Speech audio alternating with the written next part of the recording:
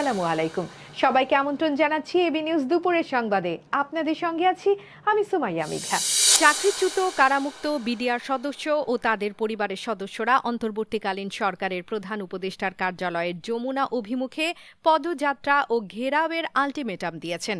দাবি দাওয়া আদায়ের লক্ষ্যে মঙ্গলবার ২৪ জুন সকালে শাহবাগ জাতীয় জাদুঘরের সামনে অবস্থান নেন তারা। বিডিআর পরিবারের সন্তান মারুফ সরকার জানান, ২০০৯ সালের গণ অভ্যুত্থান পরবর্তী সময়ে ষড়যন্ত্রের শিকার হয়ে চাকরিচ্যুত ও ক্ষতিগ্রস্ত বিডিআর সদস্য এবং কারাবন্দী বিডিআর সদস্যদের ন্যায় বিচার ও অধিকার পুনঃপ্রতিষ্ঠার দাবিতে তারা এই কর্মসূচি গ্রহণ করেছেন। তিনি আরও জানান, দুপুর ১২টা পর্যন্ত সরকারকে আলটিমেটাম দেয়া হয়েছে। যদি এই সময়ের মধ্যে তাদের দাবি পূরণ না হয় তাহলে দুপুর ১২টা ৫ মিনিটে শাহবাগ জাতীয় জাদুঘরের সামনে থেকে যমুনা অভিমুখে পদযাত্রা শুরু করবেন। চাকরিচ্যুত বিডিআর সদস্যরা তাদের দাবি আদায়ে দৃঢ় প্রতিজ্ঞ। তাদের মতে ন্যায় বিচার প্রতিষ্ঠা এবং কল্যাণ নিশ্চিত করাই এই আন্দোলনের মূল লক্ষ্য। তাদের এই কর্মসূচি পরিস্থিতিকে নতুন উত্তেজনার দিকে নিয়ে যেতে পারে বলে ধারণা করা হচ্ছে।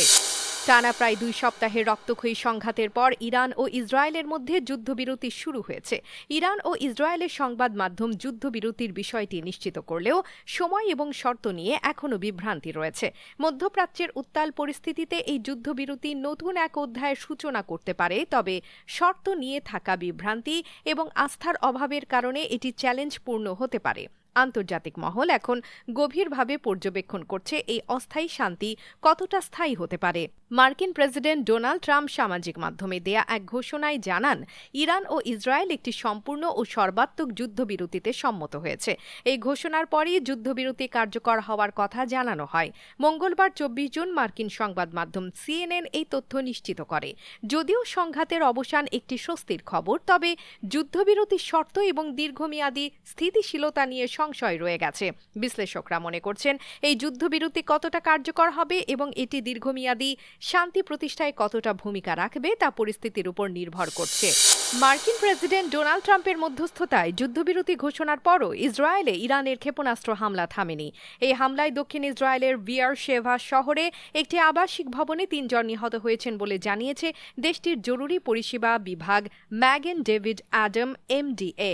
MDA-র তথ্য অনুযায়ী হামলায় নিহতদের মধ্যে একজন ৪০ বছর বয়সী পুরুষ, ৩০ বছর বয়সী এক নারী এবং ২০ বছর বয়সী এক যুবক রয়েছেন।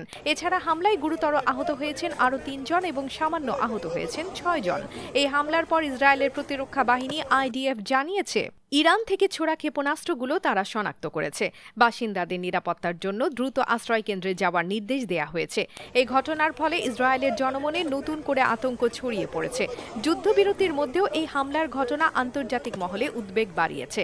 বিশ্লেষকরা বলছেন, এই পরিস্থিতি মধ্যপ্রাচ্যের শান্তি প্রতিষ্ঠার প্রচেষ্টাকে আরও জটিল করে তুলতে পারে। ইরান ও ইসরায়েলের মধ্যে চলমান সংঘাত যে এখনও নিয়ন্ত্রণের বাইরে রয়েছে, এই হামলা সেটাই প্রমাণ করে। ইরান ও ইসরায়েলের চলমান সংঘাতের মধ্যে ইরাকের একাধিক সামরিক ঘাঁটিতে হামলার খবর পাওয়া গেছে। এ ঘটনায় ইমাম আলী, বালাদ এবং তাজি সামরিক ঘাঁটি সহ রাজধানী বাগদাদের বিমানবন্দরের কাছে ড্রোন হামলার কথা উল্লেখ করা হয়েছে। মঙ্গলবার ২৪ জুন আল জাজিরা সহ বিভিন্ন গণমাধ্যমে এ তথ্য জানিয়েছে। আল সুমারিয়া টিভির প্রতিবেদনে বলা হয়েছে, ইরাকের ধিকার প্রদেশে অবস্থিত ইমাম আলী সামরিক ঘাঁটি হামলার লক্ষ্যবস্তু হয়েছে।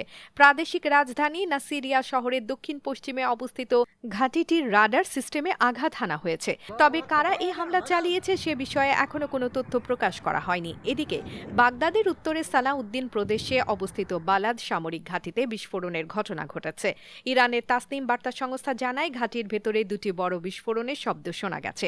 এটি একসময় মার্কিন বাহিনীর দ্বিতীয় বৃহত্তম ঘাঁটি ছিল।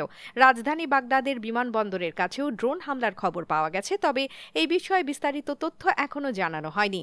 ইরানের ক্রমবর্ধমান প্রভাব এবং ইসরায়েলের সঙ্গে চলমান উত্তেজনার প্রেক্ষাপটে ইরাকের নিরাপত্তা পরিস্থিতি আরও জটিল হয়ে উঠেছে। হেডিংলি টেস্টের পঞ্চম দিন যেন রোমাঞ্চে ঠাসা এক অধ্যায় হতে যাচ্ছে। ৩৭১ রানের বিশাল লক্ষ্য তাড়া করতে নেমে ইংল্যান্ড চতুর্থ দিনের খেলা শেষ করেছে ৬ ওভারে ২১ রান তুলে। ২ ওপেনার বেন ডাকেট ও জ্যাক ক্রলি অপরাজিত রয়েছেন। আজকের দিনে ইংল্যান্ডের দরকার আরও ৩৫০ রান, আর ভারতের লক্ষ্য হবে শেষ ১০ উইকেট তুলে নেওয়া। চতুর্থ দিনের শেষ সেশনে ভারতের ব্যাটিং লাইন আপ এক মুহূর্তের ঝড়ে পড়েছিল বিপর্যয়ে। KL রাহুলের ১৩৭ এবং ঋষভ পান্তের ১১৮ রানের সেঞ্চুরি সেঞ্চুরিতে ভারত দৃঢ় অবস্থানে ছিল, কিন্তু সেখান থেকে একটানা 6 উইকেট হারিয়ে মাত্র 31 রানে গুটিয়ে যায় তাদের ইনিংস। জশ টাংয়ের দারুণ স্পেলে ভারত 4 উইকেটে 333 থেকে 364 রানে অল আউট হয়ে যায়। টাং মেইডেন ওভার দিয়ে 3 উইকেট তুলে নেন এবং ভারতকে বড় লিড নিতে বাধা দেন। আজকের দিনটি হতে যাচ্ছে টেস্ট ক্রিকেটের উত্তেজনার এক নতুন অধ্যায়। দুপুর 4টা থেকে শুরু হওয়া ম্যাচে দেখা যাবে ইংল্যান্ড জয় তুলে নিতে পারে কি না, নাকি ভারত তাদের বোলিং আক্রমণে ইংলিশদের স্বপ্ন চূর্ণ করে। দুই দলের লড়াইয়ের এই শেষ অধ্যায় নিয়ে কৌতূহল এখন তুঙ্গে। দর্শক, এতক্ষণ আমাদের সঙ্গে থাকার জন্য ধন্যবাদ। আপনার প্রতিষ্ঠানের প্রচারের জন্য আস্থা রাখতে পারেন এবি নিউজে। যে কোনো বিজ্ঞাপন দিতে যোগাযোগ করুন স্ক্রিনে থাকা নাম্বার ও ইমেইলে। সর্বশেষ খবর পেতে চোখ রাখুন আমাদের ফেসবুক পেজ ও ইউটিউব চ্যানেলে।